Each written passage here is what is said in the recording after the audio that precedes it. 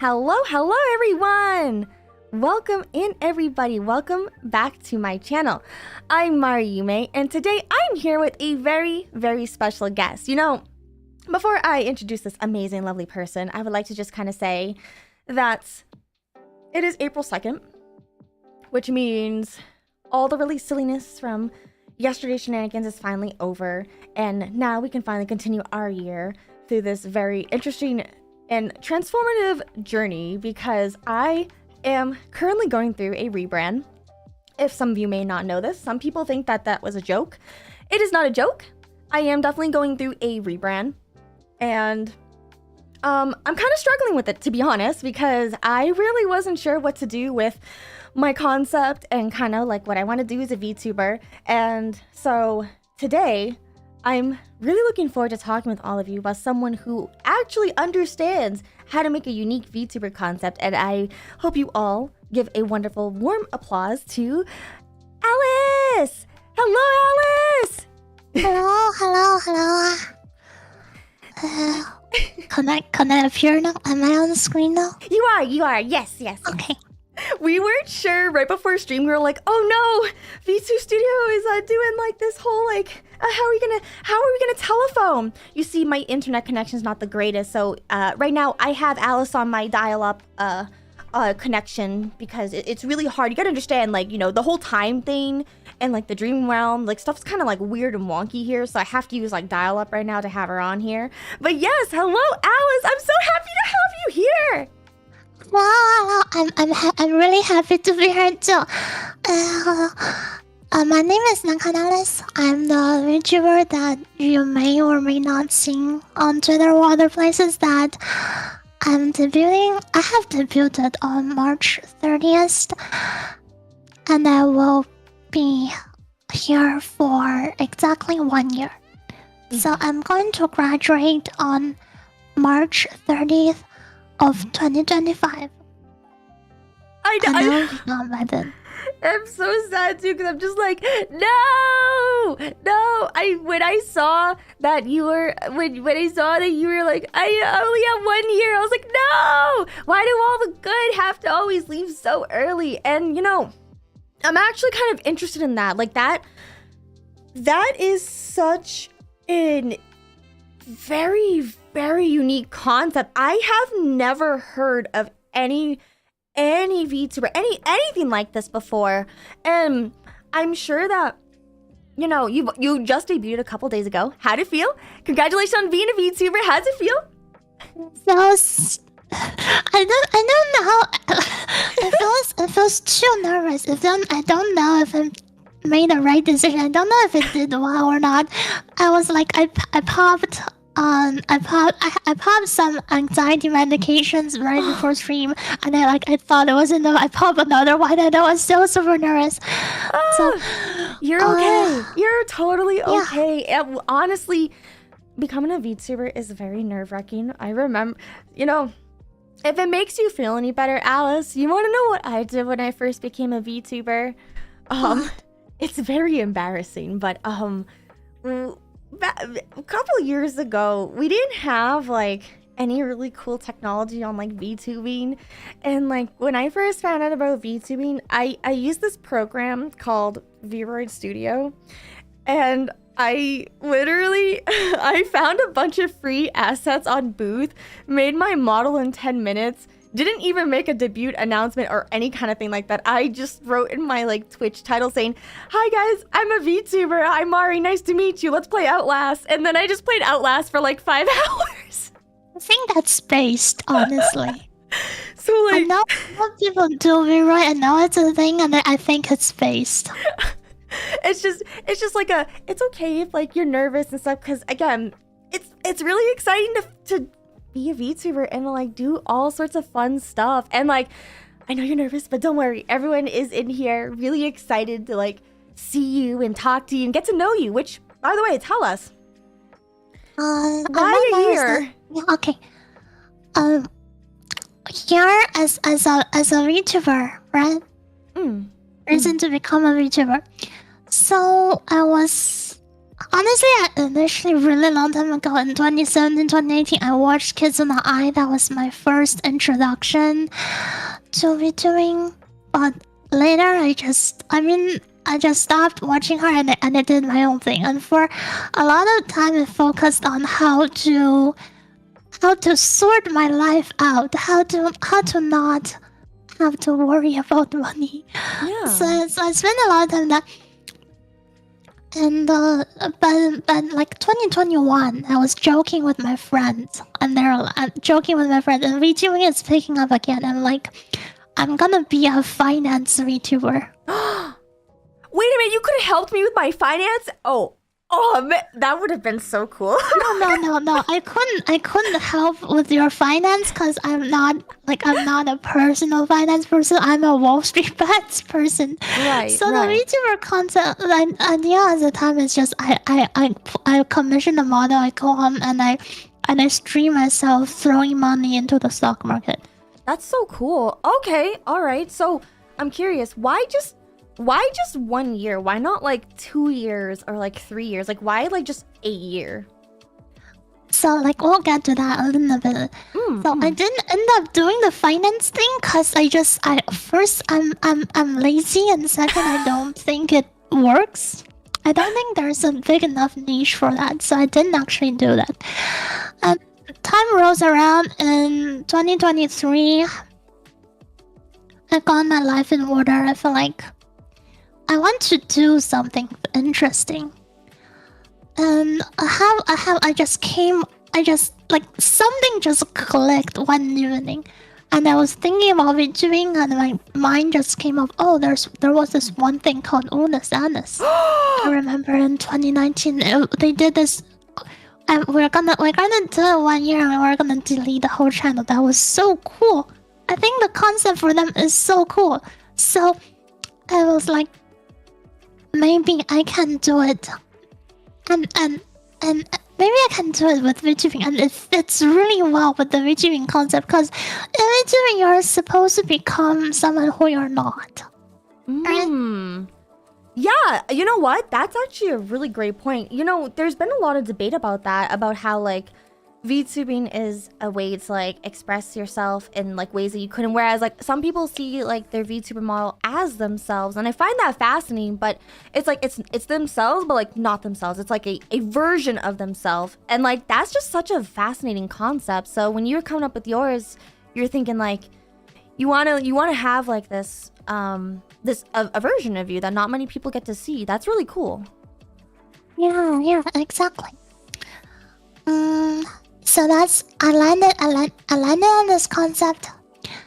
I think it just clicked, and I was in bed and I jumped out of bed so I can write down the idea. And throughout the month, I fleshed out the idea, started commissioning art, and I began to become really, really serious about it. And I tried my best to learn my way into VTubing. Yeah, I wasn't super familiar with how everything worked in the modern VTubing landscape, and there are several things that helped me to introduce me here. One of them was Idol Corp Isekai. My debut was, a lot of it is modeled after how they handled their debut. And one of the people who tell me how to do stuff was you. It was literally you. Wait, really? It's you. Your Really? videos. Yeah, I was in Tessa's Discord. By the time you joined to become on your client, I was like, "Welcome, Mari! I watched so many of your videos. I was there. I was literally there." Oh my god, I'm just like, wait, you can't say that it was because of me, because I've been admiring you and looking up to you. And like literally right before stream chat, I was telling her how excited I was and like how anxious I was for this, because like with the moment you posted on Twitter about your concept, I was like, oh, I need to talk to her. I've never seen a VTuber like this. I don't know why, but literally like when I saw you, I was like, oh, she reminds me of Madoka Magica. Oh, I was like fangirling so hard. So I don't know, hearing someone say that is like kind of surreal to me.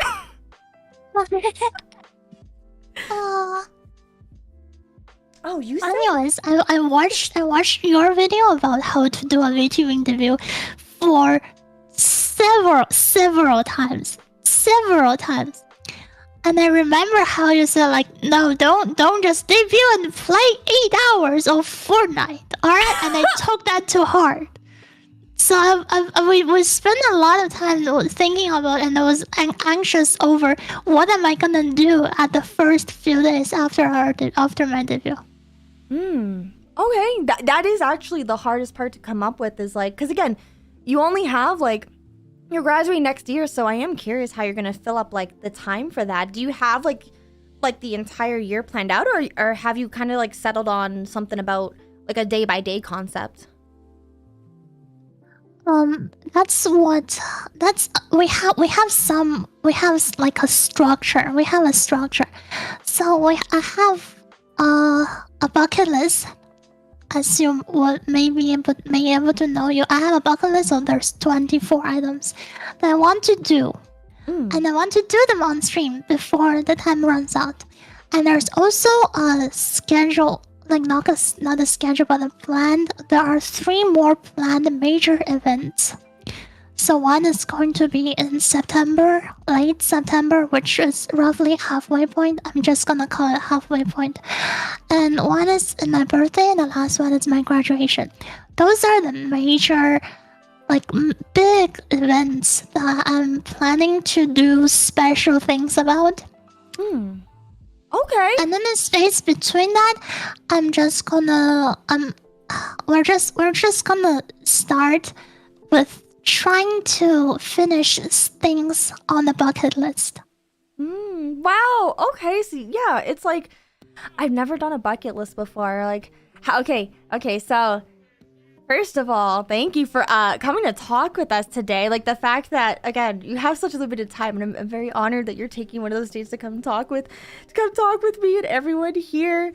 And like, wow, I'm looking forward. I was taking a look at some of your bucket list items. Is there, besides like the very big event items that you have on there, is there anything on your bucket list that like you're really, really excited about? Like,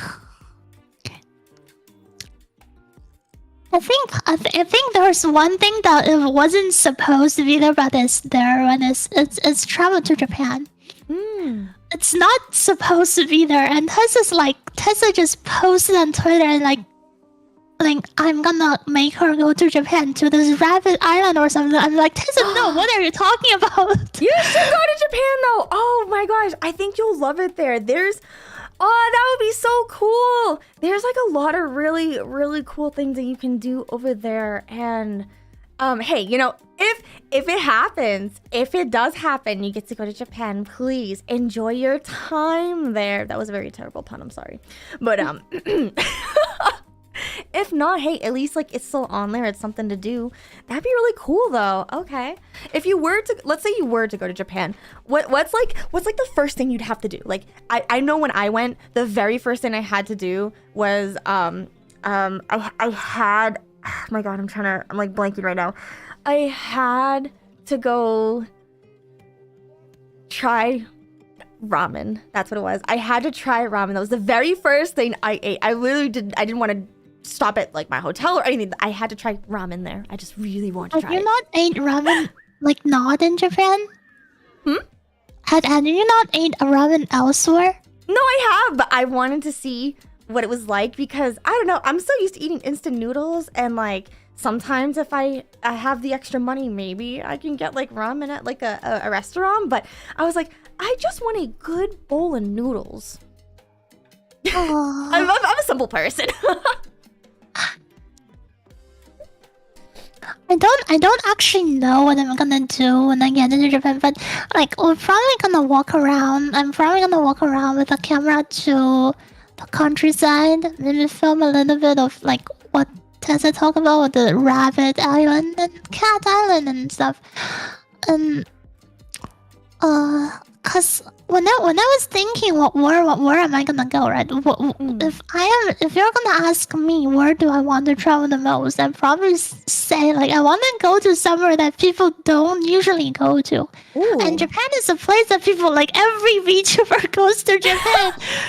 So but Japan, it is an ideal country for this occasion, I feel like, cause it's relatively easy to travel to. It's safe. I'm not gonna get into trouble there. And although I don't understand the language, I mean, the Japanese words nowadays is like half Chinese, half English, and I know both, so I can like know like 80% Japanese words. Yeah. Okay. No, I definitely understand. Hey, you know what? At least like if you end up going, you'll have a blast. There's so much to do there, and yeah, like I think one of my favorite things about being there was just enjoying nature and how quiet it was. I think that's probably something I miss the most, is just how peaceful and quiet everything is. Like I don't really do well with like a lot of noise, so just having like a place where everything just feels calm is super like comfy.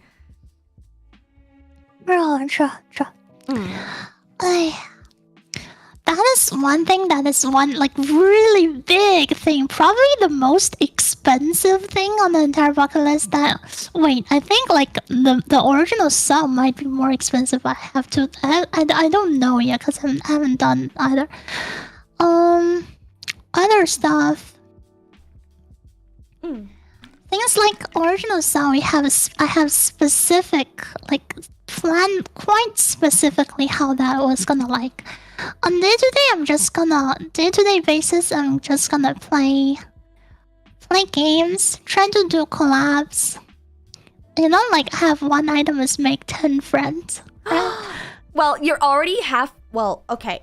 I don't know why I said halfway there. I'm counting myself as if I'm 5 people. Well, you already have me. I am your friend. It's official. I'm your friend. Wait, why does it sound threatening? We're friends now. Okay, we're 1 out of 10. We have an item. That's very nice. That's incredibly nice. All right, so tell me. You said earlier that, oh god, I cannot pronounce this name right at all. You said that like a lot of your concept was compared to Unis Honest. Am I saying that right? I don't think I'm saying it right. Nobody is saying that right. Even Markiplier isn't saying it right. Don't worry. So, okay. I know like some people were asking when I was watching like your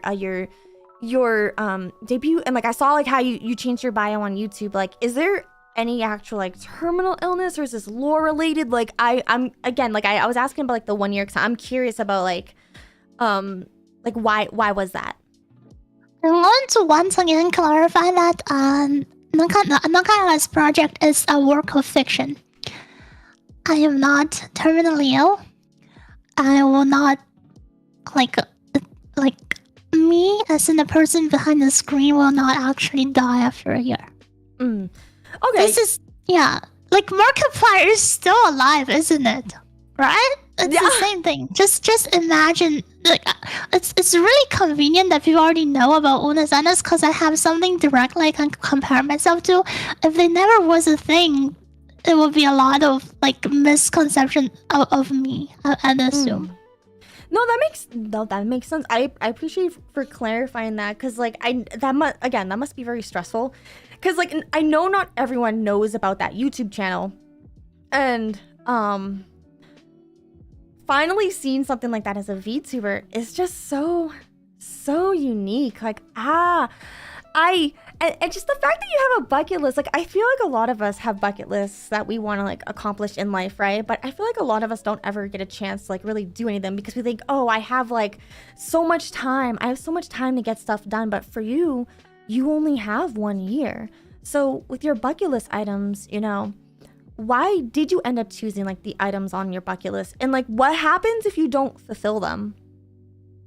These are the things I always want to do, but I just never got myself to do. Like there are genuine things that I want to do, but I didn't get to. I didn't really get to. Like go to a convention. I've never actually gone to a convention before, believe it or not. Really? Oh, yeah. Okay, all right. And there's stuff like celebrate my birthday on stream. I just don't have a habit of celebrating my birthday. That is a big mood. For some reason. I feel you on that. I don't like my birthday. I consider my birthday to be cursed, but I celebrate on stream because my chat feels like they're like, you should celebrate your birthday and stuff, and like you should care about your birthday. So like, are you excited to like celebrate your birthday? That's really cool. Yeah, true. I'm excited. Then we're planning. I'm gonna cook up something special for you. Ooh, I like that. I like that sound. I'm gonna cook something up. I don't know if that's like a pun or like foreshadowing, but hey, look, I'm looking forward to it. Can you remind us when your birthday is? I'm kind of January 8th, so it's gonna be a long way. Okay, so I got time. I gotta stop making the time pop. I'm so sorry. It's okay. Okay. Real quick about like Japan. Let's say like you go. Is there like a particular festival in Japan that you'd want to witness? I saw someone had submitted that in the little Q&A, and I'm curious, like, would there be like a festival that you'd want to go to? I don't actually know. First thing that came to my mind is like, what if I go to Japan to watch in the summer they have the fireworks, right? But yeah. But no. Japan in summer is hot as fuck. Yeah, it is. I don't want to be there when they're super hot. So, go before June. I'm just gonna see when the plane tickets are cheap.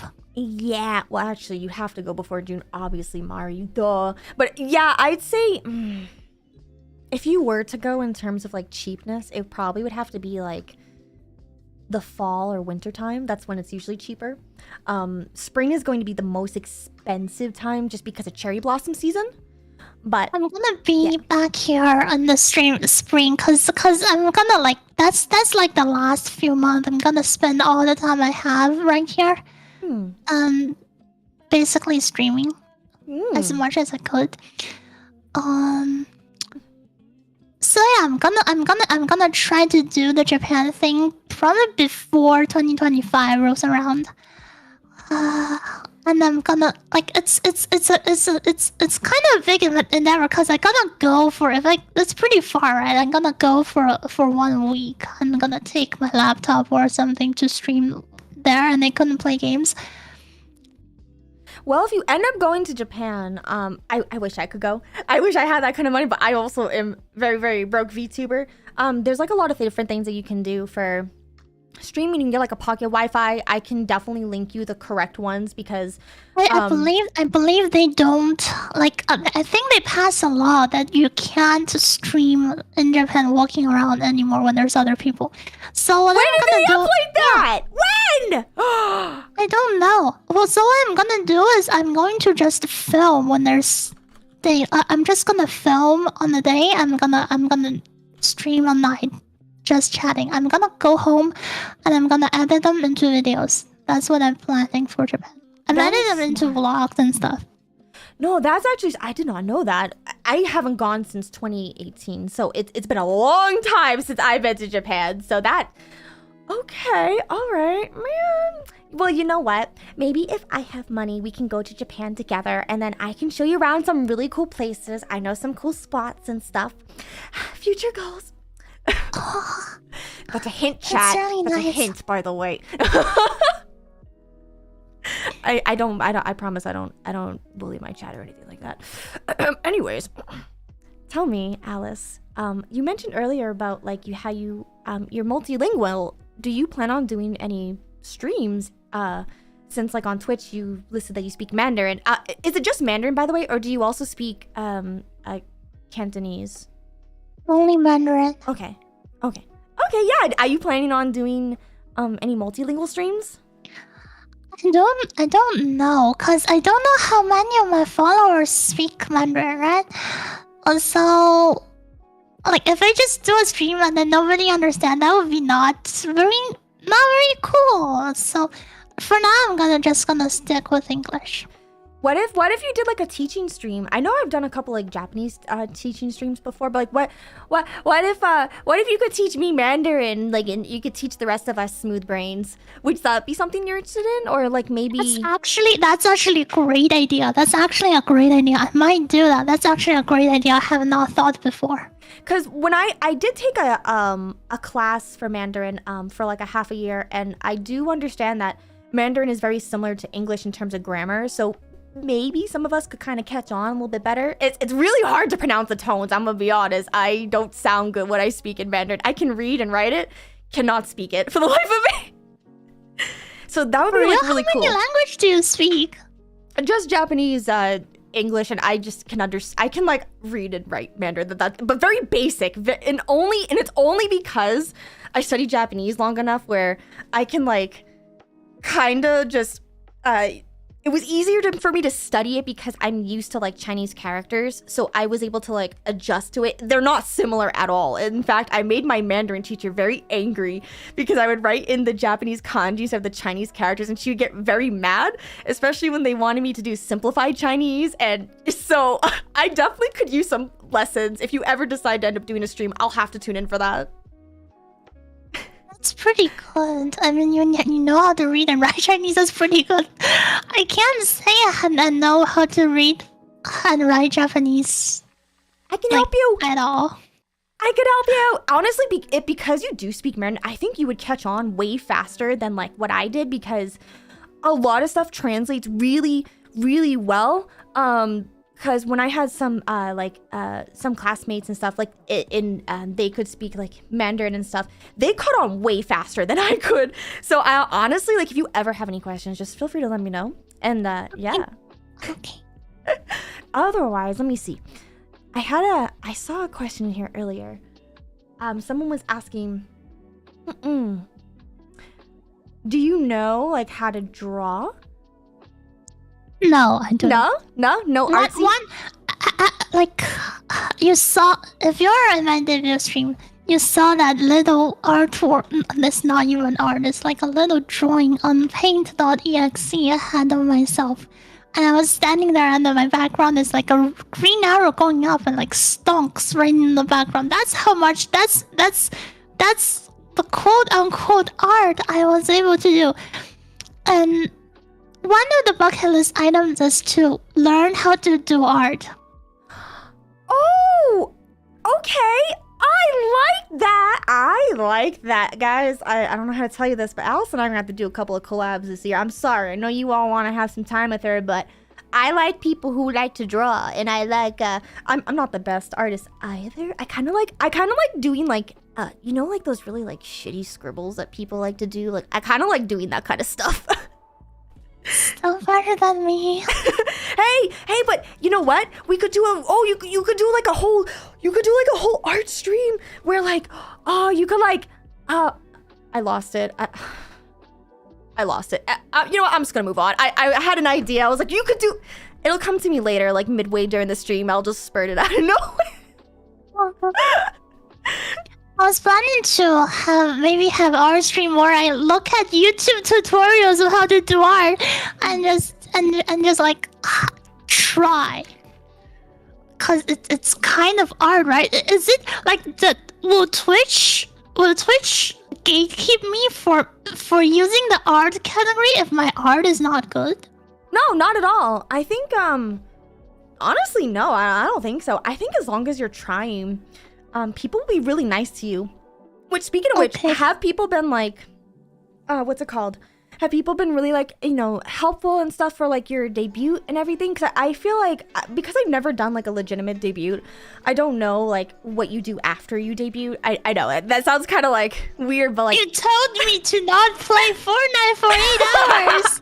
I know that, but like, I'm curious if like, what's it called, if people have been like super supportive with like all the different things, because like you're not playing Fortnite for all this time, you're doing different things, and I'm wondering like, has anyone been really like supportive on like you carving your own path compared to them being like, oh, like why aren't you doing what everyone else is doing and stuff? Like how has it been so far? Have people been nice to you? You can let me know if anyone's mean. I'll beat them up for you. I have their credit card number.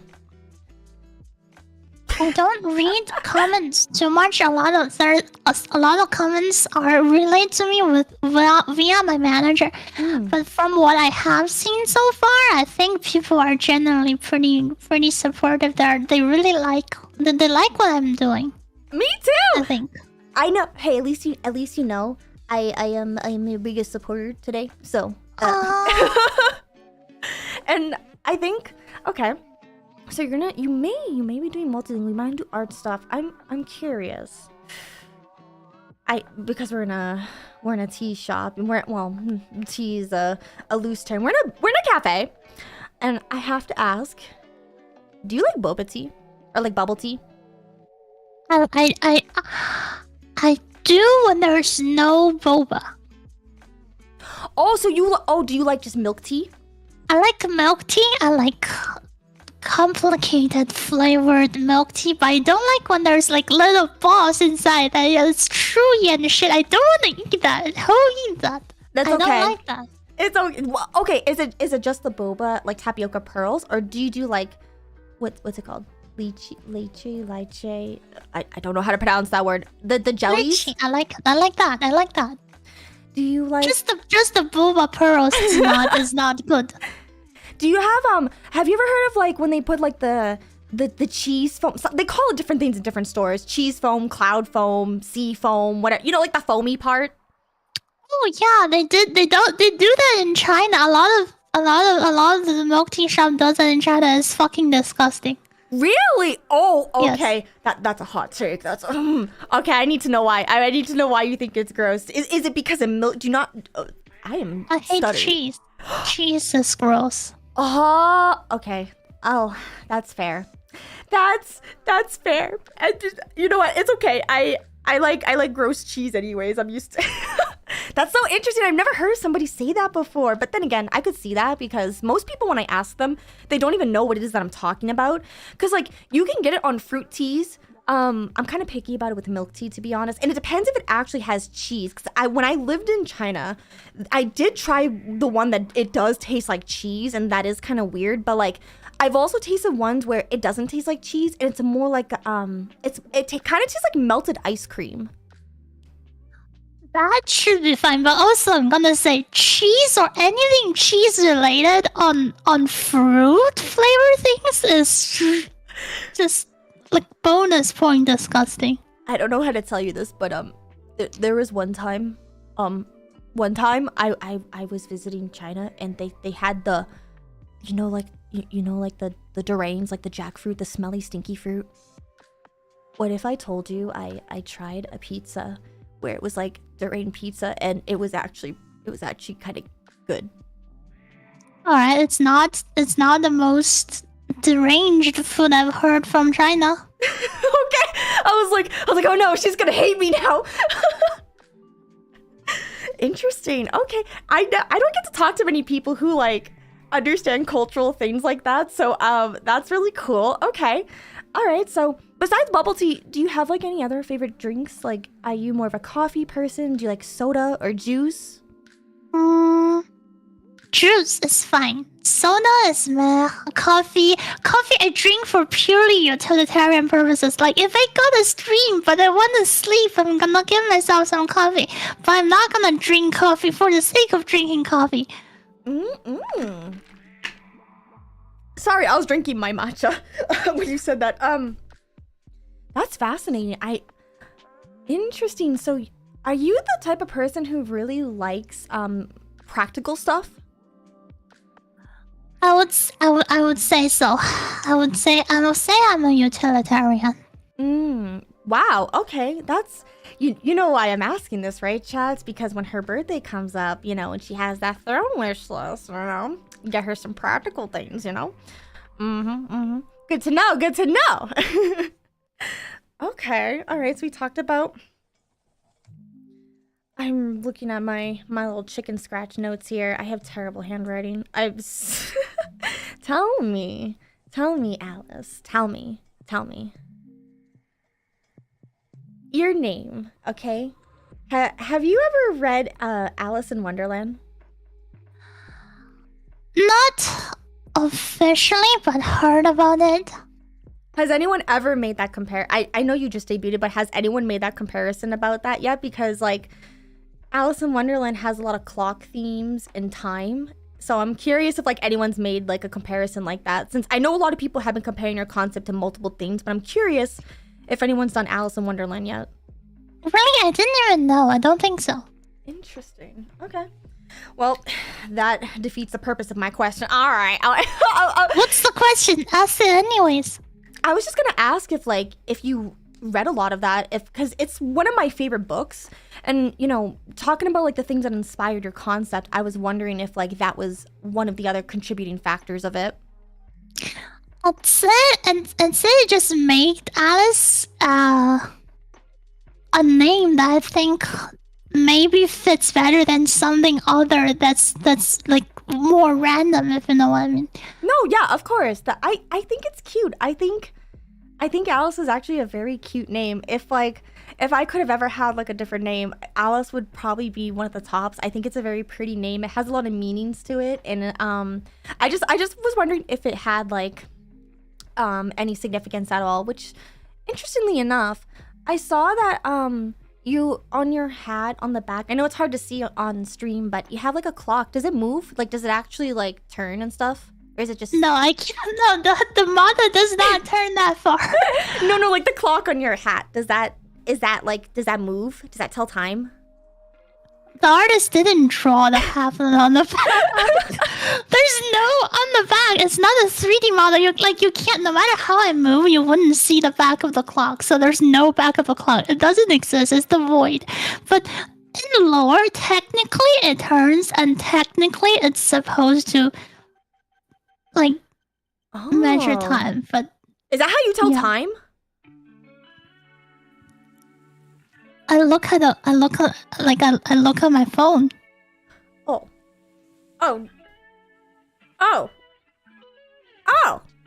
Okay, no, that's kind of obvious, Mari. I should have known that. I was like, how does she tell time if she can't see the clock on her hat? Okay, I don't know why. I just assumed that. I just assumed that you were able to tell based off of your hat. I was like, that doesn't make any sense. Okay, fine. So you didn't really read Alice in Wonderland. Do you read books? Like, is there any books that you like? I do read books, but there's a really high bar to the books which I say I'm going to like. So there aren't very many books where I make me think, oh, I really, really like this book. Okay. There's most majority of books I read and like, oh, it's okay, and maybe I forgot about the title 5 months later. So there was one series. I'll just starting by saying that I generally enjoy science fiction more than fantasy. I don't look at it, right? It just looks so much fantasy like, but I read science fiction more than fantasy, and I like my favorite book of all time is The Three-Body Problem. The Three-Body Problem. I'm a huge bookworm, but I typically don't read any like sci-fi or fantasy. I read like more I guess actual literature fan. I either read poetry or I read like educational material. I don't ever give myself the time to like read more fun books, because I feel like sci-fi and fantasy, like, those are like or horror. I want to read more horror books. I'm very into horror, and like I never give myself time to read them because I'm too busy trying to like read things to enhance like my brain cells or something, because I only got 3 of them. But you're tryharding at life. You're working so hard. You're tryharding at life. So I'm asking about your books because I'm trying to get a nice little book collection for myself, because I have like sometimes I read them electronically. Like, actually, okay, before you tell me more about your books, digital, or do you like holding the physical book? I don't care. Ooh, okay. It doesn't matter. Interesting. If the book isn't good, I'm gonna read half and I'm gonna drop it, regardless of whatever the medium. Like, I've done this multiple times. I read it, I'm like halfway. I don't feel like finishing it because I don't think the book is good enough for me to finish it. It doesn't make me turn my page. And I believe that if the book doesn't make me want to turn the page, it's not my problem. It's the book's problem. Wow. Okay, that's a hot I like that. I like her, guys. She's really. I love that you have the confidence to say that kind of stuff, because some people are like, oh, I've already invested so much time into it. I gotta keep going. I want to know how it ends. Same thing with like anime, right? Like some people are like, oh, you gotta give it like 10 episodes in before it gets good. But for me, I'm like, look, if I'm not interested by episode 3, I'm kind of dropping it at that point. Like, and it's the same with books too. Like, I'll read a couple chapters, because sometimes, yes, you gotta, like, especially for fantasy or sci-fi, you gotta take time to build up the lore, the world, and like the characters. But if there's just not a character I'm invested in, or like what they're doing I care about, yeah, I'm the same way. Having to build up world, having to build up character is not an excuse. You have to, like, you are the author. You write books. Novels are supposed to be entertaining. You write to entertain. You don't write to, like, tell your reader, sit down, right there, read this book now. You don't get to do that. You have to make the readers care. That's why I say that, because I wrote web novels. Oh, all right. That's actually pretty cool. So that, you know, in a way, it's almost like, you know, content creation is very similar to that, as well as like VTuber. And I think when people come up with like their VTuber concept, a lot of people just like, it's kind of like writing a book in a way. If you desire, you can have your character, you can have your lore, and then you have like your content and what you do. But like, you need to make people care about your concept. And I feel like, especially for someone like me who's trying to rebrand and like going through that's really hard, you know? It's super interesting. I think everybody, pretty much everyone, the vast majority of people who are doing VTubing are getting lore wrong. You're not writing a book. When you're making up a lore, a concept and lore, and just make a brand or something, you're not writing a book. You're not supposed to be writing a book. You're supposed to be writing a writing prompt. Can you explain what that, because not everyone's like into writing stuff. Can you explain what you mean by a writing prompt? If you don't mind. A writing prompt is like a hook. It could be seen as this something like on Reddit. You're gonna see r/writing prompt, and people like came up with interesting ideas that makes you wanna click in, makes you wanna see what happens immediately after. It sets up a brief. It immediately sets up a fun, interesting, unique idea, concept, dynamic situation that makes people want to click in. It makes you anticipate the story that is upcoming instead of just having a story complete in itself. Yeah, no, you're absolutely right. You know, it's interesting because that's something that I read in a book recently. It, surprisingly enough, it's called Hook Point. It's not a sci-fi, right? It's kind of a boring educational book, but it's about marketing, specifically about the one sentence idea, like what you're talking about. It's that whole like, you have to encapsulate people within one sentence, otherwise it's not a good concept. Exactly. That is what I absolutely believe. Interesting. So, okay, you said that the book that you liked was called The 3-Body Problem. Okay, that is actually, just the title alone is very interesting. What other, besides, if you could give me your top 3 book recommendations for me and everyone else, what would they be? I know The 3-Body Problem is one of them, but do you have any other 2? The 3 books in the trilogy of The 3-Body Problem, probably. Oh, it's a trilogy? Yeah. Oh, okay. I literally just Googled it to remind myself later, so like I didn't even realize it was a trilogy. Okay, all right. How about top 5? Other than that, like 1984 is pretty good. 1984? Yeah. It's a book. Okay, I need to type in book with it, otherwise it's just gonna give me. Oh, you it's the have one not heard of 1984? I don't believe it. No, I have not. I have. Oh. Yeah, I know there's a lot of things wrong with me, but the fact that you say these things, I will go read it, especially since I can get it for $10 used on Amazon. Okay, so you know what, that's good. That's good. All right, interesting. And also, I think Neville shoots On the Beach, which is also like. Wait, what's it called? On the Beach. On the Beach. Interesting. You might need to add Vogue to like distinguish it from other Google results. Is it by Neville? Yep. So what about these books? I don't know if they're all very similar besides like the genre per se, but what to you, obviously like if it encapsulates you, you're gonna keep reading, but do you notice a common theme around these books or just books that actually encapsulate your attention? Like do they have some kind of common theme? They're all pretty dark and tragic, I would say. Okay. You know what? If it's the anime girl vibe, especially for magical girls, so you know what? I could see that. Interesting. That's so fascinating. I wonder if what's it called? Maybe for VTubing, when it comes to like unique concepts, something about that could kind of be correlated. Like, have you noticed from other VTubers? Because you've been planning for years. Okay, you've looked at Keys in the Eye. You were like, I want to get into VTubing. Out of all the VTubers that you've seen, have you noticed like a common theme that seems to be very popular? Since you clearly have a keen eye for this stuff. Like, has there something that you've noticed that everyone consistently has? Or if it's a couple of different things, or not at all, maybe it's random. People treat VTubing persona like superhero personas. Like I have to be like powerful, great, awesome, cool. I have to be this cool thing, cool job, cool whatever. I have to. There are people that like Lord of Multiverse and like Hello Council. They're like primordial gods and stuff. I would say, a trend is that people want to be like something that's more powerful than they are in real life. That's really fascinating. Okay, you know what? But you don't have to be.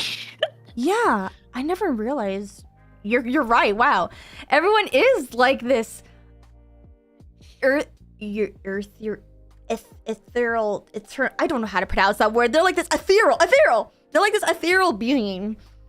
I never kind of thought of it that way. That's actually interesting how that seems to be a constant theme. Of course, not every VTuber that's like really popular is fulfilling a concept like that, but that's kind of interesting that you took note of that and you're like, okay, how can I stand out? And Iron Mouse, for example, Iron Mouse is like, I rule hell, and then everybody has some sort of superpower. Everybody seems to be like incredibly capable. This god, demons, whatever, supernatural things. You know what? Like, I mean, I am too. Yeah, okay. I'm technically too. I'm a magic girl, even though I'm retired, and technically I don't. Oh. And I couldn't really use magic anymore as of now. Oh man, so you and me both can't do anything really cool and we can annoy people online. That's a talent. True. But do you know what it initially came out with, which is not that, which is the finance VTuber idea. The finance VTuber is like supposed to be worse than who I am in real life. Really? Okay, that's so fascinating. So like, the greater than life personality. Someone said in chat. I actually have the model. I actually commissioned the model before this for the finance VTuber program, but I don't know if I can show it here. No, so I'm just gonna summarize how she looks. That she literally sits in a cardboard box all day. Was it gonna be satire? She does not stand up. The model is her sitting in a cardboard box. What was that? Is this supposed to be satire? Like, wait, why a cardboard box? Because she lost all of her money in dumb trades, and she has no money left, and so she lives in a cardboard box. I don't like the flashbacks I'm getting from this. I'm kidding. But okay, so you were saying earlier like you don't have to be like this godly like character.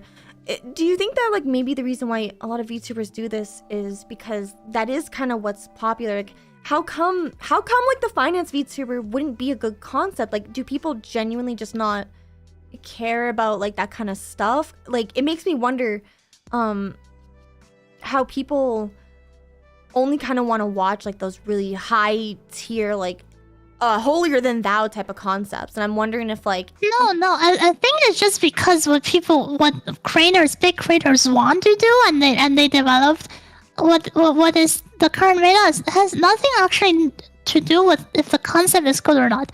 I believe the finance VTuber concept isn't good enough because I think this I think this one is better, so I choose to do this one. And I just think that the finance is too small of a niche. That's fair. That is honestly fair. Okay, so, all right. With that being said, then, for someone like me who's going through a rebrand, or anyone else who might be thinking about becoming a VTuber and they're kind of struggling with their concepts, do you have any advice for lore or concepts that you could give to chat? Go wild, think outside the box, and make it a writing prompt instead of a book. If you don't know what writing prompt is, think of like the thing that you see on the book that's on the back of the book that describes you what the hook of the book is. Wait, the back? Tell you what?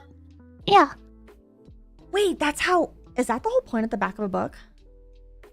On the back of the book, it's supposed to tell you, okay, what happened, and then they meet this challenge and why they're here, and they're gonna do this thing, but it doesn't actually show you doing this thing. They don't actually reveal you the end. So it gives the characters a purpose, it gives an anticipation. Lore and concept are supposed to give anticipation. Wow.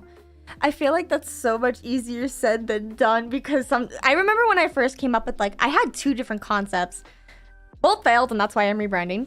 But I feel like whenever I would try to come up with something that I think is a good idea, and then when I finally try to do it, halfway through I realized, wow, this actually isn't as good as I thought. Like, what do you think the shortcomings are for a lot of creators when they're trying to come up with their concept? Because it's about the whole, like, the one sentence idea. Like, what type of shortcomings do you commonly see people experience, which is why, like, their concept doesn't end up being good? It's just not very interesting.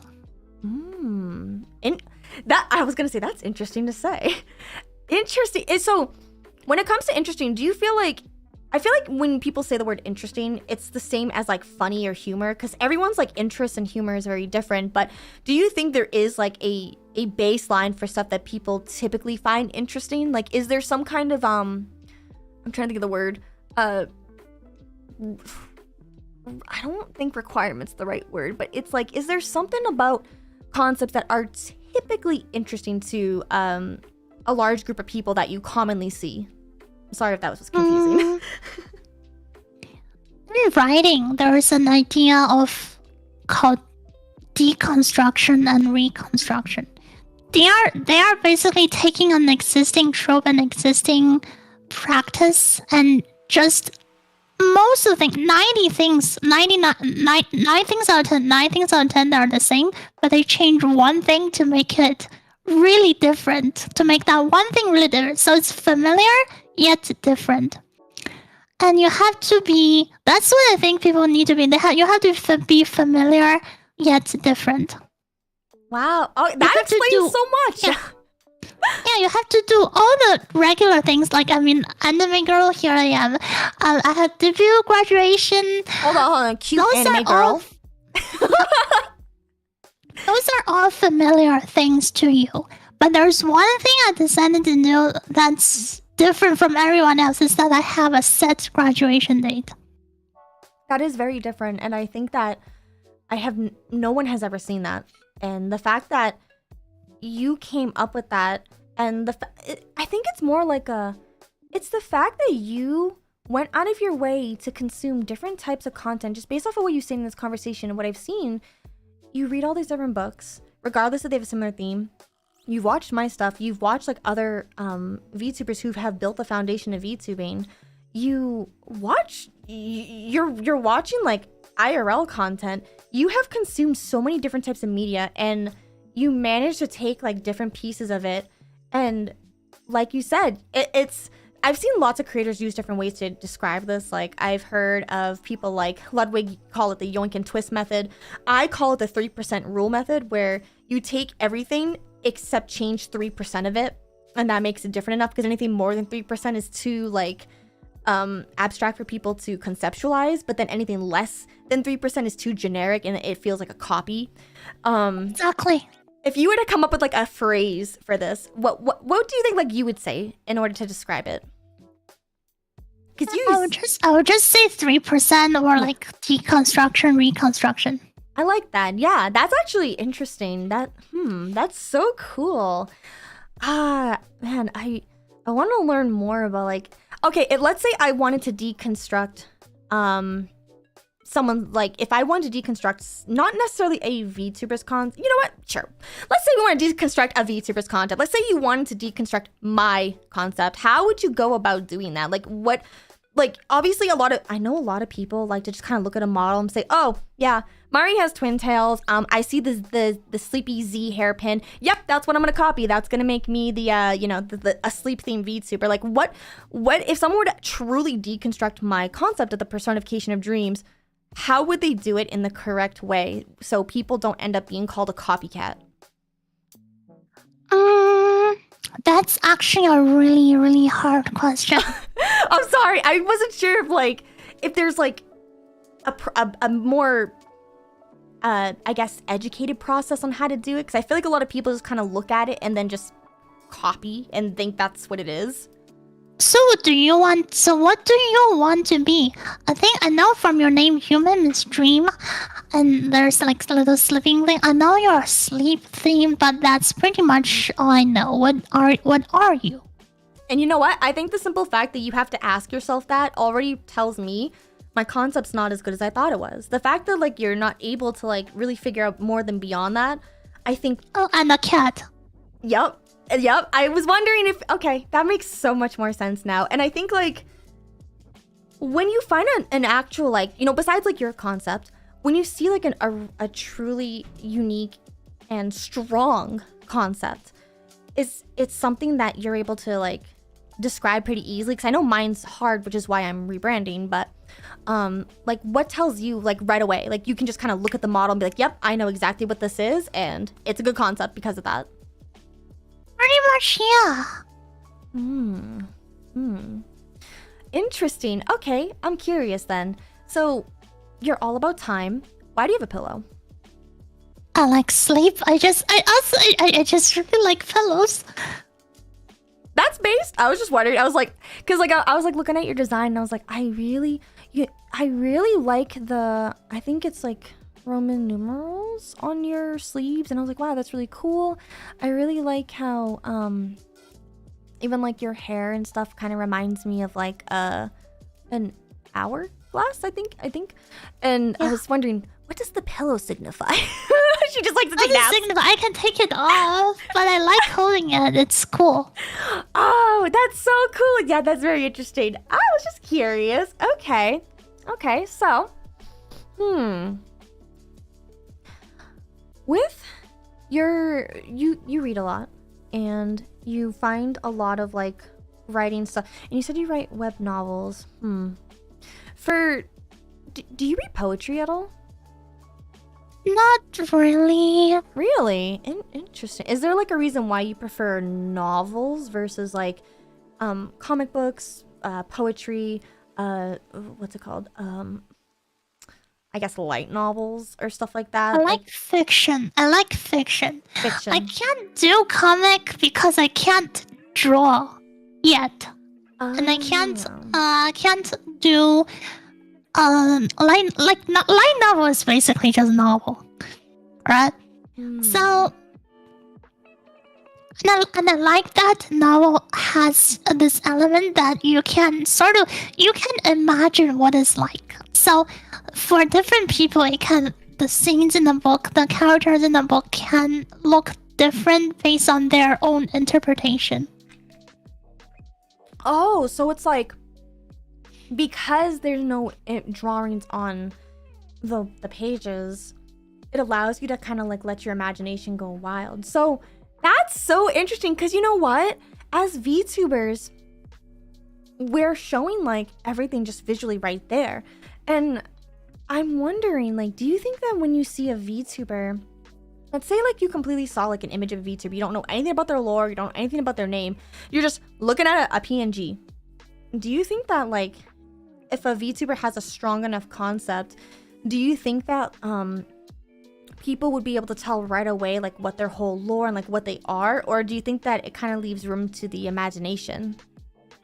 If it's really strong, if it's really good, they will be able to. Like, not even my concept is at that level. If you draw me and just drop it there, you'll see, oh, cute girl with lots of like time like stuff. I wonder what is she about.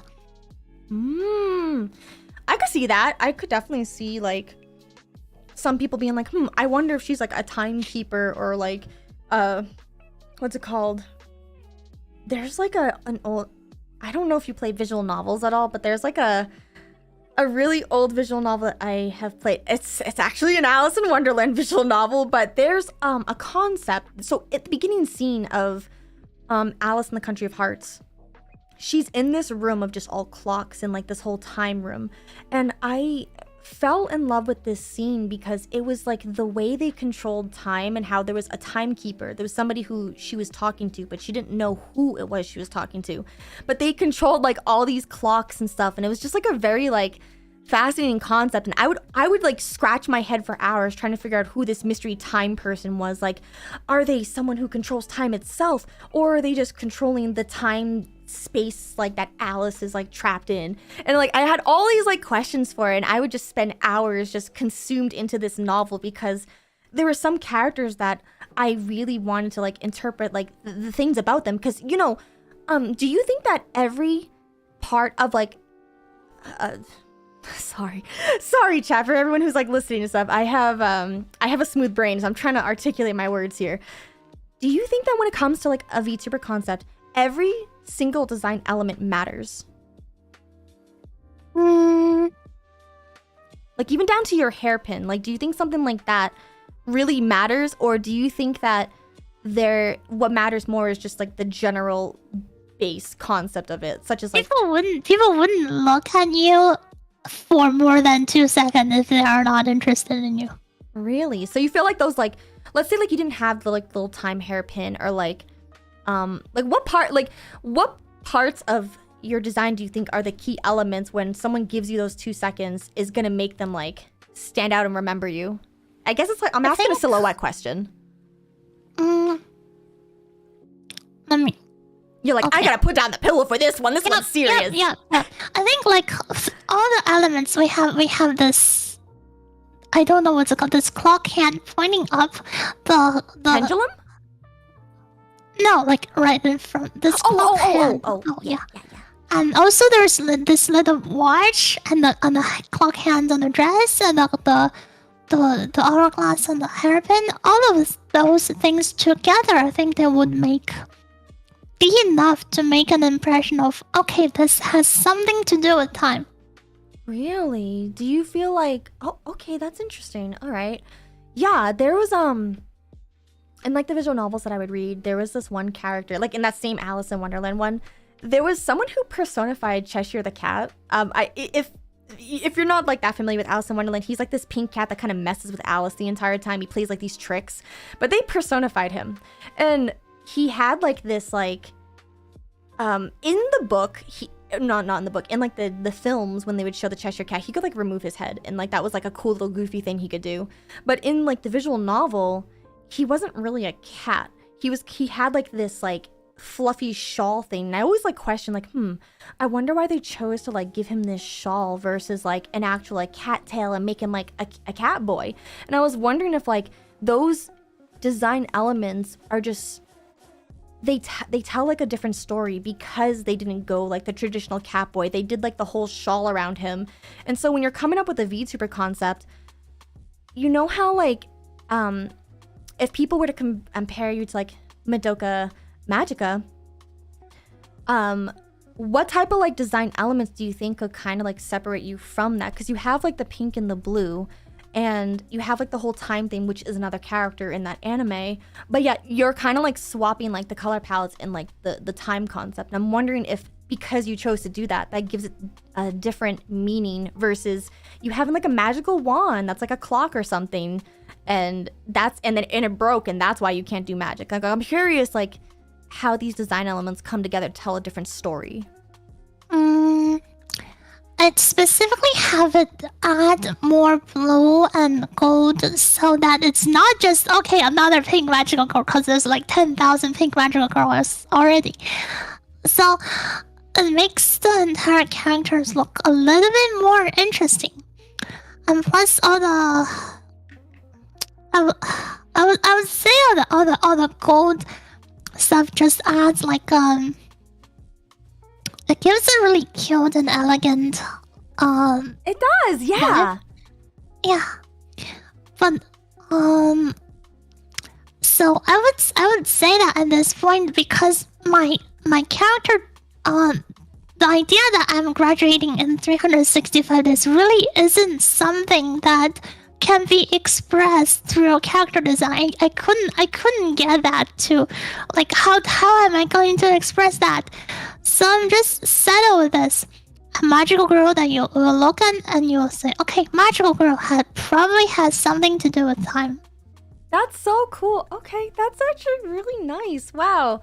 I feel like I've learned a lot, because after doing this for 4 years, I just kind of realized, like, wow, I really don't understand character concepts. Like, I genuinely don't. I'm actually taking a class on character concept because I really am struggling trying to understand it, because to me it's like, you know, again, I think I have like a cool concept and then I go and try to do it, and then I spend all this money. I work so hard to like get this concept, and then people just don't like it. Like, it's not, okay, I shouldn't say that. It's not that they don't like it, but they're not interested, like what you had said. Like, they're just not interested. And I know, like, I have a lot of people in my community who say, no, I really like your concept, but in general, there's a lot of room for improvement. And I just never realized, like, looking back on it, how important character design really matters. And like, all these different things that come together have such a huge significance in like how people perceive you. I was wondering, like, how did you just like study like concepts for years, or does this just come natural to you? No. I think it's important to have something that people can look at and feel like there's a story behind that. Really? I'm not, even with what I have right now, I'm not like that good at it. I'm not there yet. Really? I could still have a bunch of stuff to improve. If I can do it again, I can probably do it better.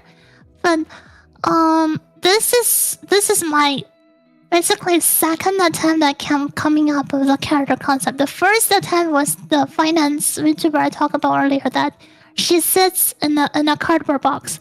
But her design, I told the artist, alright, I want to make her I want to have her color palette to invoke the color palette of the US dollar. So like green hair, like a light green hair, and light green eyes, and a darker green and clothes.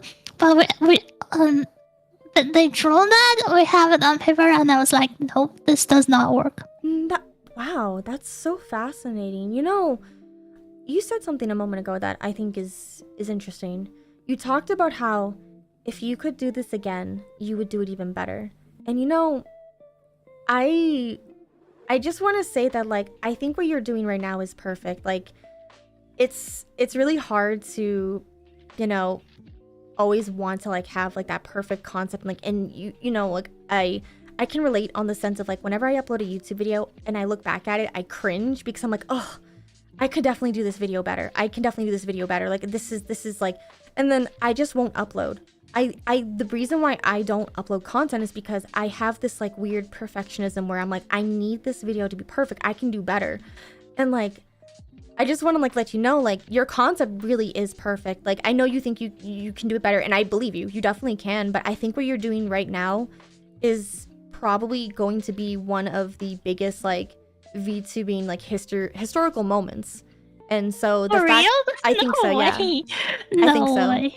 Because it's the fact that you're choosing the 1 year that has never been done before, and that is definitely a historical moment in VTubing. There's been a couple of them that I'm working on a video on to kind of like build like the foundation blocks, and I truly do believe that what you're doing is one of them. So please don't think that like, you know, your concept needs more work. It really is an amazing concept, and I hope that like people who are listening can be inspired by that. Like, look, we all think we can do better at the end of the day, and it's true, you could, but just the simple fact that like you're here doing this, you only have a year, not even, you have less than a year technically now. It's been a couple days, Yeah. and like all the time that we get to spend with you and stuff is going to be precious, because like at the end of the day, you want to be a finance VTuber originally, but the most valuable currency that we spend in life is time.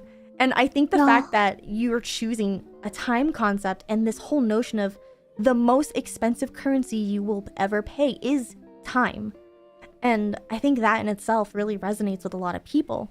I've been like, for days ever since you first like made your post, I've been like really analyzing your concept, and that's why I'm like, I'm so nervous and anxious. I'm normally not like this. I mean, I'm a little goofy, but I'm just like, wow, again, it's really inspiring. I know you might not think that like what you're doing is inspiring, but it is. It actually is. And I'm just curious, what has been your biggest inspirations? I know you said like you've watched like all of us and stuff, but in general, besides VTubing and the YouTube channel, what type of like character has ever been like your biggest inspiration? It could be anime, fiction, like just a character.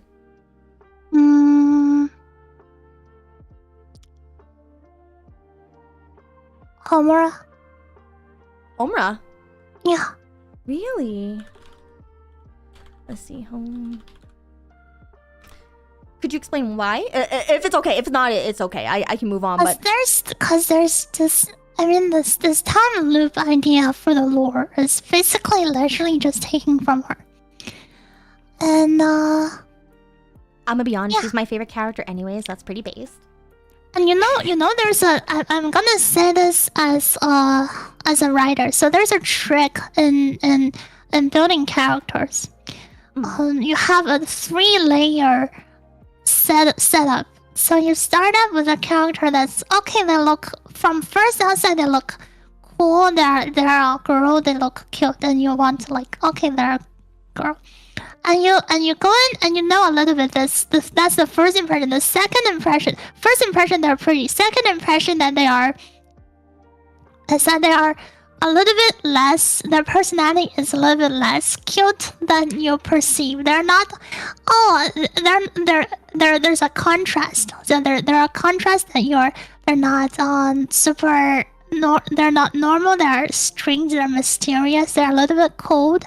They're a little bit distant. And it makes you want to know more, and there's a story behind it. And as the story progresses, as you finally completely know her, you reveal that back again, and you peel that second layer to reveal the third layer, that she really is just as cute and vulnerable and weak and need to be protected as she looks from the outside. But because of situations that pressured her into that kind of environment, she must show that second layer, so to become like a little bit more stoic than what she would like to be. This 3-layer character introduction method is one of the most effective ways to make a lovable character. I never knew that. Wow. A recent example for this is Genshin Impact's Farina. Really? Okay. I haven't seen the new character. I haven't played Genshin in a long time. Can you tell us why? What makes her like the 3-layer concept? I haven't actually played any Genshin Impact. I just know about this character. I know about her story. So she rules this water nation, right? And she appears. She is kind of short. She's cute. She's like a little bit acting a little bit childish. But now after a little bit, you reveal the second layer. She is this I mean, she rules the place. She runs the place. She wanna have the main characters got trialed for something, I believe. And as it goes on, and you reveal about her past, about her insecurities, about the fact that the secret that she has been hiding, that she isn't the god that she claims she is, but she took up this responsibility and hid it from the people to save the Water Nation, essentially. Wow. Okay, I might have to look into this character. That's actually kind of interesting. Wow. And so you don't play the game, but did you just like read this on like Reddit or something? Like how did you like come across the character if you don't play the game, if you don't mind me asking? It's literally all over the internet, and I just like browse and I'm like, okay, fine, I'll check out. Everybody says that everybody on the Chinese internet says, okay, her lore, her story is so good, and I just, okay, I'm gonna check it out, and I read a summary of it basically. That is actually a really good start. Like, now you have me invested into it. And I haven't played Genshin in like years. Now I'm gonna have to like, I'm gonna have to do a Genshin stream again. Oh my god, because now I gotta play it and find out. I like learning about lore and like characters and stuff like that. And I think I don't ever get to meet anybody who can like talk about character concepts like that. And the fact that you're able to do it so what's it called? Fluently. I'm like, wow. That's really interesting how you're able to pick up on that kind of stuff. And it seems like to me that you genuinely enjoy the lore on characters. I'm a pretty good writer, and this is my Nankanali's project is my magnum opus. I like that. Someone, I saw someone was asking in the Q&A section here. They're saying, are you really graduating the next year for your debut? Like, is this like, you're just giving VTubing a year and you're done? Like, are you really graduating after a year? Is that it? I don't know what happens afterward. For all I know, this is all I have. That's true. I guess that's very symbolic in many ways. Man, I guess I have to spend as much time with you as I possibly can. Okay. I'm wondering. Someone else had asked, so when you're making a customizable character, would you consider it to be a good idea to make the character's design to be a reflection of that user, as well as it being on like the simple side? Or where do you think the line draws when it's too complex when you're trying to make the character? As long as it's memorable on the first sight. Really? So like if you have 2 seconds to perceive a character, they should be able to, like a person, like your mom should be able to look at this character for 2 seconds and like, okay, I know who she is. Interesting. Okay. So if a character is more on the simplistic side, when people... It doesn't have to be simplistic. Like, I am not super simplistic. It doesn't have to be. Interesting. So do you consider like how you look, like your outfit and the way your hair is and stuff, do you consider you to be on the more complex side? I would say it has a lot of elements. Interesting. I wonder, like, have you ever seen like a design that's like there's just too much going on? Not my design, besides my design.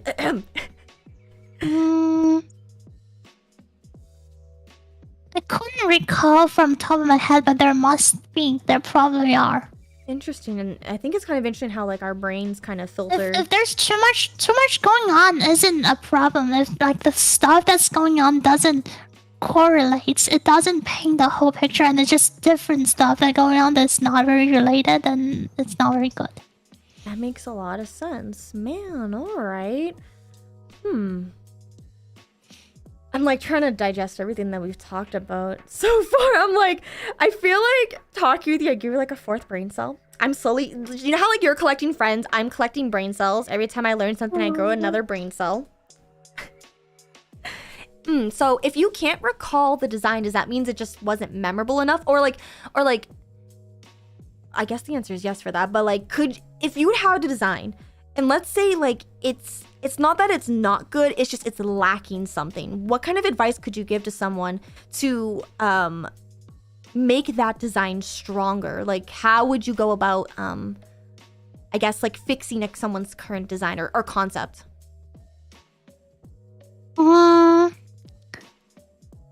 Honestly, I don't know. I'm not an artist. I'm not a character designer. One thing, like, a thing that I think will help for people in general, which is also something I didn't make it into this design, is put something on your head.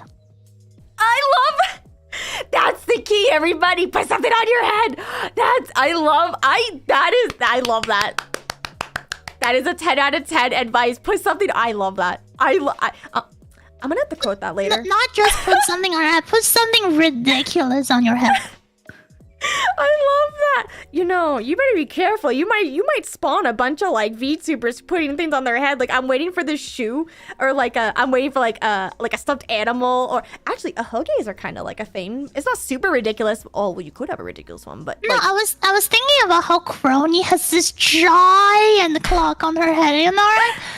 And also, I think another holo VTuber, I think from Indonesia, has this literally this like a sword coming in from one side of her head and coming out from the other side. That was really cool. That makes her stand out a lot. yeah. And people can do that. People can put some crazy shit on their head and it'll stand out. That's so, yeah, you're so right about that, actually. Huh. You know what that means, Alice? That means I'm gonna have to put a banana on my head. Aww. I'm gonna have to I will put a banana or an apple or, no wait. Has an apple cat? Oh, apple cat. You know, actually, somebody said that my content reminds them of Coco Melon. And I was like, what do you mean by that? And they're like, oh, it's just so comfy. Like, I can just chill like Coco Melon. Like, what is that supposed to mean? And then literally I'm like, okay, so you're saying I'm the Coco Melon VTuber now? Like, okay, you know what? I'm gonna get an apple toggle. I'm gonna put an apple on my head, and now my concept's gonna be so unique. You're gonna remember me as the apple cat. I've decided. What's Coco Melon? Oh God, don't. I was like, oh God, no. Okay. You don't want to know. Okay. It's a children's show. I didn't know what it was either until I was like, okay. And then I was like, oh, okay. I'm gonna become the apple cat now. You're like, confuzzled. Okay. With that being said, then tell me, if there is one thing that you wish people could know about you, what would it be? I know it's like a very vague and broad question. It can like be something really silly or just something more like deep. Like, what is just one thing that you would like people to take away? About me? I promise it's gonna be a good story when it ends. Oh, that's really interesting. Wow.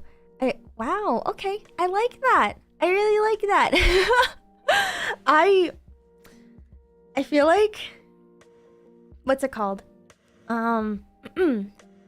You're able to articulate your words so well that I feel like maybe like some people who are listening could kind of like not so much conceptualize, but get a better grasp at how there is like a very big difference when people are perceiving you based off of like the clarity. Like, I fumble around with my words. I have a really hard time like getting my point across and asking the things that I want to say, and that can cause like a lot of confusion. That can make people not want to like stick around, because if the viewer's confused, then why would they want to stick around to like listen? Because getting confused can make someone frustrated, and people don't want to stick around to things that they're frustrated with. The fact that you're able to not only just kind of summarize things like very easily, you say it in a way that even my neurodivergent brain can understand. And maybe that's why like you're really good at writing like your web novels and stuff, and even like coming up with like your whole concept. And I wonder, like, is that something that you've always have been good at, or did you have to learn? Like, is this like a skill? Like, could someone like me learn how to be like that? I probably can, but like a thing about myself is just, you know, a fun fact about myself is my head is really big. My brain is literally physically larger than normal. I love that. Yeah. That's why you got the hat on. Okay, now I understand. It all makes sense. Interesting. Wow. So, are you just able to like understand concepts pretty quickly, or do you like to take your time to really like analyze and like think about what it is that you're perceiving or that you're reading about, since you like to read? I never intentionally analyze anything. It just comes to me. Really? Yeah. Wow. So we got a smart VTuber right here. We have someone who can not only do time things, but she can also explain things. I see. Interesting. All right, now I gotta ask, why did you watch my stuff? Because I don't understand. Like, I feel like I'm so smooth brain with these kind of things. I'm very curious. Like, what about my content has helped you? This is not me like trying to like, you know, toot my own horn. I'm genuinely curious because I feel like you understand this way better than like anyone I've ever talked to. So I'm curious, like, what about my content has helped you through your journey? You just sounds really professional, and you sound like you know what you are doing all the time. I mean, yeah, I definitely do. I'm glad. I'm so glad you're able to see that. That is, I'm glad to know. Thanks, Alice. That actually means a lot to me to hear that, because I often wonder, like, if I really know what it is that I'm doing. That's actually interesting to hear. Do you ever like feel like, since you're going to be streaming for a whole year and I'm talking to you so soon, maybe if you have time, if there is any way, maybe in the future we could do like a follow-up in like towards the end of the year where we could revisit like everything that you kind of like learned from VTubing, because this is your journey. This is like your path. And you know, you're going to come into like bumps in the road. It's going to happen at some point. And again, if you ever like get into any bumps, please feel free to reach out to me. Because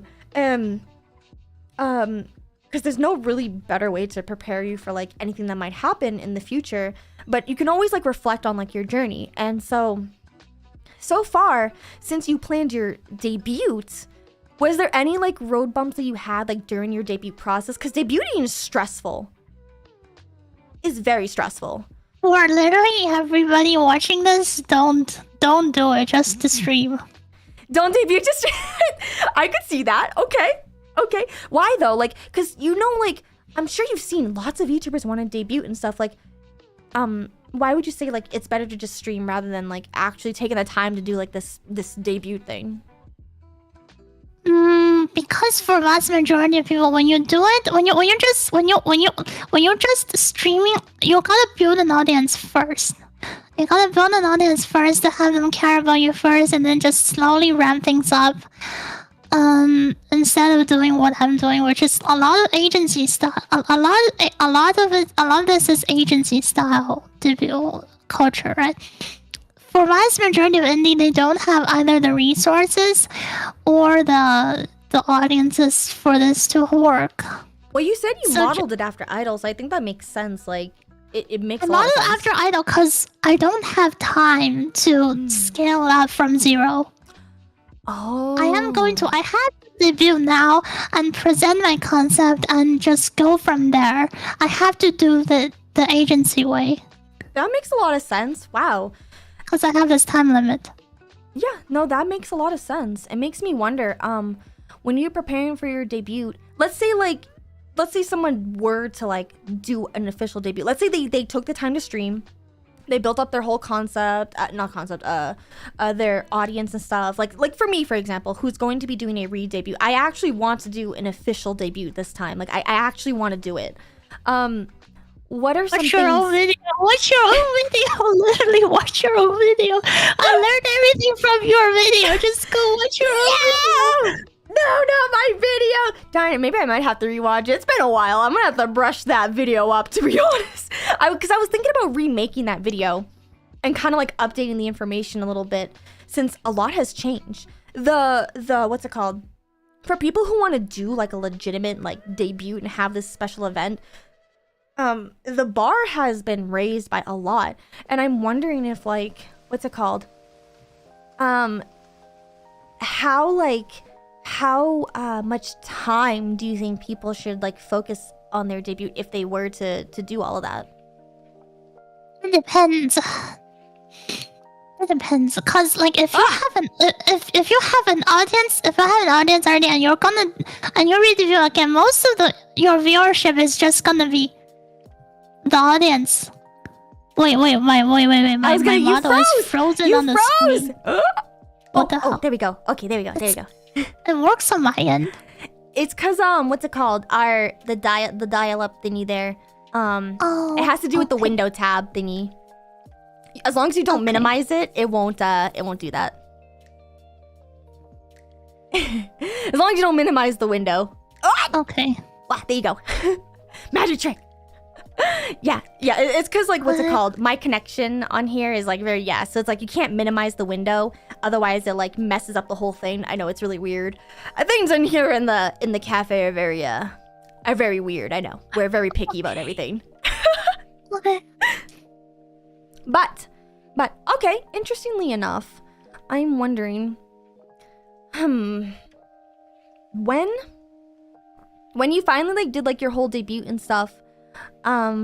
You said earlier, like, you know, you're really nervous and stuff. Like, how did you go about like calming yourself down, or did you just kind of like ride the wave with it? Because I know there's a lot of other people who are just anxious. Literally, Phil.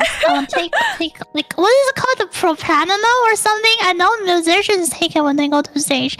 So I never heard of that. So I went to the doctors and like give me some anti-anxiety, Phil. Okay, that's interesting. I know there's like a lot of like there's like teas you can have too, because not everyone can go to their doctors. Like there's more like calming type of teas. There's also like calming, I think, like what's it called, some people use like you know, like everybody, they have like melatonin that you can buy. Not saying that they take melatonin, but they have like stuff that kind of relaxes you and it helps calm the nerves and stuff. And well, now that you actually went through your debut, did you feel like more relaxed after it was already kind of done and over? Yeah. I think for the vast majority of you shouldn't be as nearly as nervous as I am when you're doing debut. Because if you're an indie when you debut, you already have an audience. It's your audience who will watch you. They already like you. Right? You don't have to be nervous. It's all your friends. They're all your friends. And if you're in an agency when you're debuting,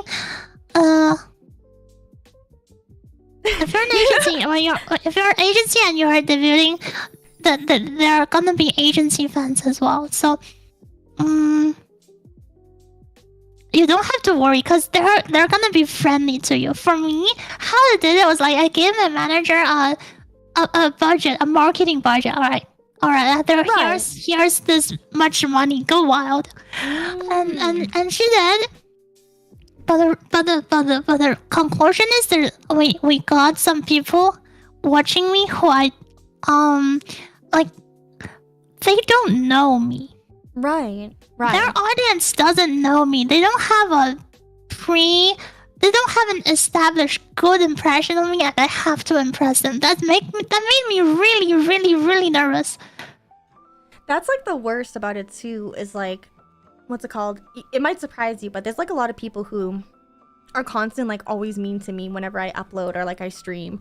They always like, have to say mean things, being like how, and I don't talk a lot about it because, you know, at the end of the day, you should never give people who are just gonna be mean to you your time. It's something I've kind of learned here, like working at the cafe and stuff, is that I deal with a lot of customers who, for today, for example, I had someone who literally started freaking out on me, all because I asked her how was she gonna pay today, because we have like different ways you can pay on like the intercom. You can pay with like a card or cash. I was like, how are we paying today? And she like got really offended. Because I suppose like my tone of voice, even for like when I VTube and stuff, my tone of voice really leaves the wrong impressions for people. And that has to do with like me being neurodivergent, but people don't know that because I don't talk about it a whole lot. They don't know me. They just kind of assume that like I'm saying these things and I'm mean because I have a very mean tone sometimes. And I have to like see a lot of very mean comments of people being like, oh, like, why aren't you doing this and that? Like, you're not really that helpful like you think you are. And a lot of the times, like, what has helped me is just ignore it. Because if anything, at the very least, all it's doing is just pushing you on the algorithm. Because the way the algorithm sees it, that they see that as engagement. Doesn't matter if it's good or bad, they see it as engagement. And thus, you'll get pushed out even further. But that's easier said than done. It's easier said than done to just say, oh, just ignore it. Like, don't worry about it. Because again, like, that made you really nervous. And I think, like, maybe other aspiring VTubers should keep in mind that, like, unfortunately, not everyone's going to like you. you could literally do everything right. Like, you could literally do everything right, and someone's always going to have something very mean to say about you, because at the end of the day, the people who say those mean things, they're just projecting, and they're just saying that because they don't feel good about themselves, and the only way they can make themselves feel good is by tearing others down. And even if like they think they're being helpful, it's still very mean. And I'm just glad that like you debuted it, and after you did it, you're like, you know what? I did it because screw those people that are being so mean. They suck. Because yeah, they do suck. And like, you're awesome. And I'm really happy that like you're debuting, you're doing this, and you're gonna be streaming. I don't. yeah, no, go ahead. Interrupt me. I don't even know who is mean to me because I barely read the comments. That's honestly a good thing, I think. I feel like in general, reading comments, like, just don't read as many. Honestly, still interact with your community, of course, but like, I think that's like a good rule of thumb, you know. Just don't read them, don't pay attention to them. It is what it is, you know. I think that's really cool that, what's it called? You're going through with this whole entire year, and I feel like you're gonna make a lot of good strides, you know. Yeah. Yeah, and I'm really excited for you. With this being said, what else do you have planned for this year? Like, you have your bucket list and stuff. Are you gonna like do more song covers? Actually, are you gonna do a song cover? Are you gonna do more artwork and like, well, not draw, but like get more artwork? Like, what kind of fun things do you have planned that's not on the bucket list? I'm definitely going to do song covers when the time comes. How I'm gonna do song covers probably going to be on the important events. If I'm doing songs, I will probably release them when I have big events. Other things, I mean, yeah, those are the main thing that I spend money on is like the big events. For example, on halfway point, I'm gonna get a new costume. On birthday, probably a song. On graduation, there will be stuff. That's so exciting! Oh, that's so cool. It's just so interesting how it's like, you have all these things planned, and like, I hope that everyone can make their time to come hang out with you and stuff. And oh man, that's gonna be really cool. Oh, so you already have like stuff kind of set in the motion. Wow. Okay. All right. So you are streaming after this. I think we have like what, maybe 20 or so minutes. I'll probably give you like a little, we'll probably like end a little bit sooner than the actual 20 minutes, so you have time to set up your stream and stuff. Tell what are you gonna be doing today? Because I think you're playing a game. Yeah, playing that new HoloLove game. Wait, there's a new one? Called like Holo X Break or something. Oh, okay, all right. Did it just come out today? Like a couple days ago. Oh, okay. Do you plan on doing like a lot of gaming streams? Obviously not Fortnite, but I'm curious if you're gonna do like a lot of gaming, or are you gonna do mostly like chatting stuff? I'm gonna try playing more of Souls-like games in addition to the games I will play for the bucket list. Oh, one of them is the difficult game. Yeah. All right, tell me, do you consider yourself a pro gamer here? That's a pretty hard game to play. I'm pretty bad at it. I'm pretty bad at all the games. My hand-eye coordination is very, very bad. My reaction time is very, very bad. But maybe that explains the time magic. Yeah, Souls-like games are, when you think about it, Souls-like games are a little bit about life. A little bit like life. Really? Like real life. How so? Because when you try something and you're failing, it's just go back and try again. A lot of people get frustrated, a lot of people quit, but if you just try again, you'll probably get it. Wow. I have never thought, I'm gonna be honest, I have never thought of a Souls game like that before, because I'm the kind of person that like, I'll play it and then I'll get frustrated and I'll be like, I'm done, I'm kind of bored now, and I'll go do something else. Wow, that's actually really true. I think that is probably something that a lot of people could take away. Not saying that you have to play Souls games, but yeah, whenever you have something in life and it just seems like everything's kind of falling apart, just getting up and trying again is, honestly, it's something that makes you kind of stand out amongst everyone else. Because most people, you're right, they kind of do just give up and they just let everything like come at them. But what truly makes someone unique is being able to get up, no matter how painful or how much that hurts or is uncomfortable, and still trying again, because you're doing what the majority of people can't do. And I think that in itself is very unique. And you know what? Those games are more forgiving than real life, because there's Really? no you don't get penalized when losing. You can just go back and try again. You know what? I have never thought of it that way before. You're right, because like again, you know how you said earlier when you have like 2 seconds stuff, people kind of judge you based off of that. At least in a Souls game, you can just kind of restart. Yeah. You have all the times in the world. You don't have to be frustrated. You can just calm down, take your time. It's not a big deal. Wow. Okay, so that's for like video games and stuff. Like, do you take like a lot of those kind of values with yourself as like a VTuber, as you, which I hope you do, because again, you will run into road bumps. Streaming is hard. It really is.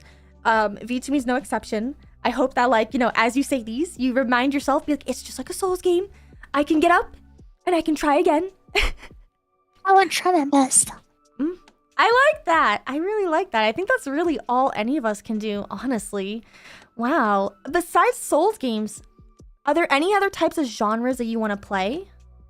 I talk about how I like games where I build stuff.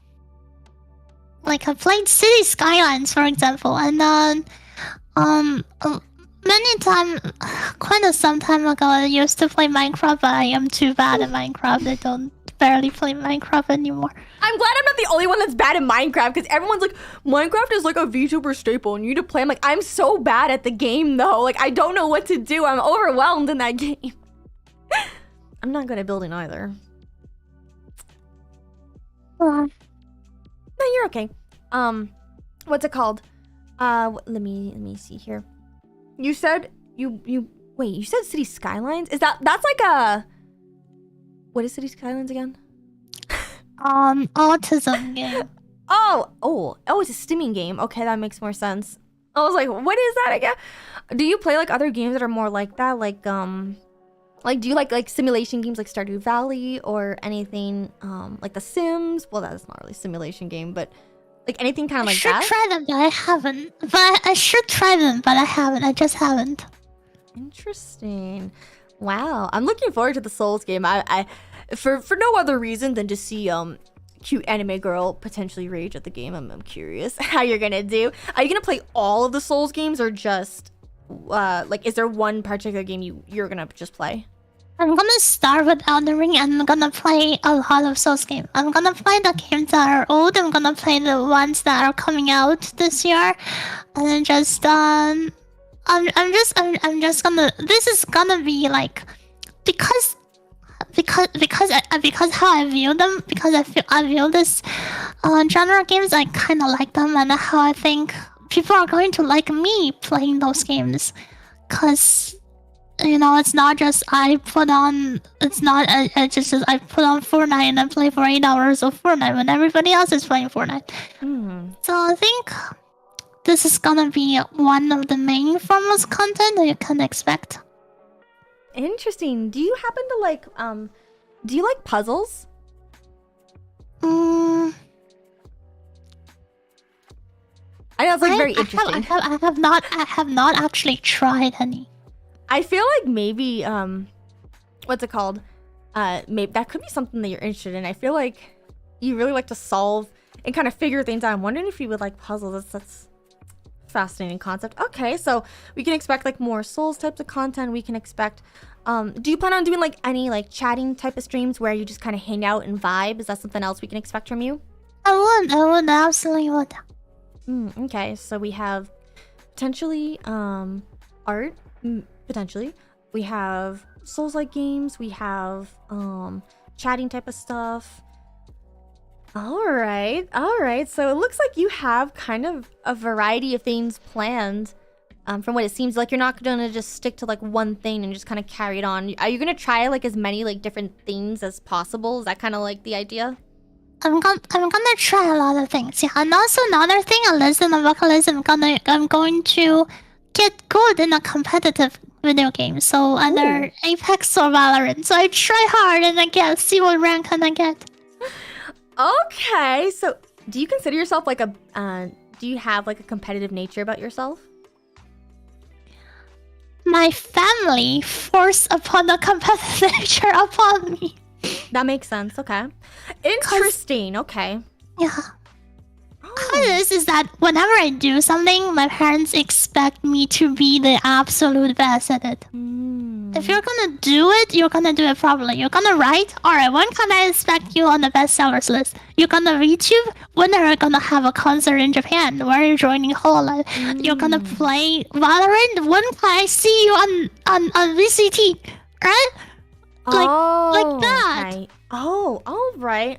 Dang, that's gonna be interesting then. Well, remember, as you said earlier, every time you fail, you can always get up and keep trying again. And I think that's gonna carry like a very long way for you. Always remember that, because I'm not as competitive as most people are. I'm kind of just like, yeah, whatever. I'm just kind of here to vibe and chill. But I know some other people who are super competitive and like, no, you have to win. And I'm like, man, maybe I should try harder. But every time I try like harder, I'm like, I'm tired. I can't.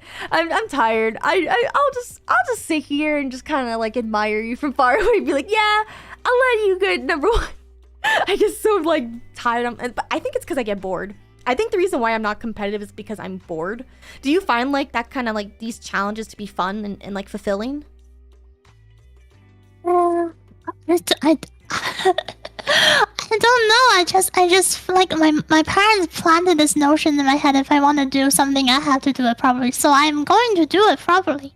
That makes sense. That's what I think. It's true with VTubing too. It's why I spend all this effort and time developing this and having this production value. Cause if I'm gonna do it, I'm gonna do it properly. I think, you know what? You definitely are, because, well, I think a lot of people admire you as more than you probably realize. And I think, yeah, you have hit all of the check boxes of just what it truly means to just be your virtual content creator, a VTuber, so to say. And I think that's actually really fascinating. And I don't know how much time you need to set up your stream. Like, if anything, we could probably like cut it just a little bit short so that way you have enough time. I want to make sure that like you're not late to like your own stream and stuff. Are you gonna be streaming? Okay, I'm gonna set it up like right now. Okay. Okay. Are you gonna stream on both YouTube and Twitch, or just on one platform? I'm gonna stream on both platforms. Okay. All right, cool. So, what we'll do then is, here, before I set you off, any final like words that you'd like to give to like chat, any things that you want to have them know about you, any like last, I guess like final impressions before we go hang out with you for a couple hours? Yeah.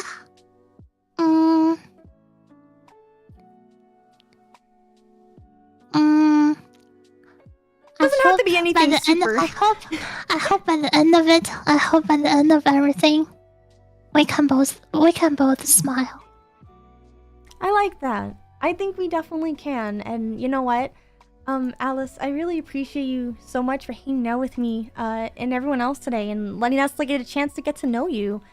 I feel like I learned a lot, especially as someone who's gonna go through her rebrand. And I know you're only here for like a year, but I really hope that, you know, when I go through my rebrand and like all the other stuff that you go through, like your VTubing stuff, hopefully we can continue our friendship and talk more about VTuber things and honestly novel things. I really like books, so yeah, I hope you know after stream I'm going to go buy those books and read them.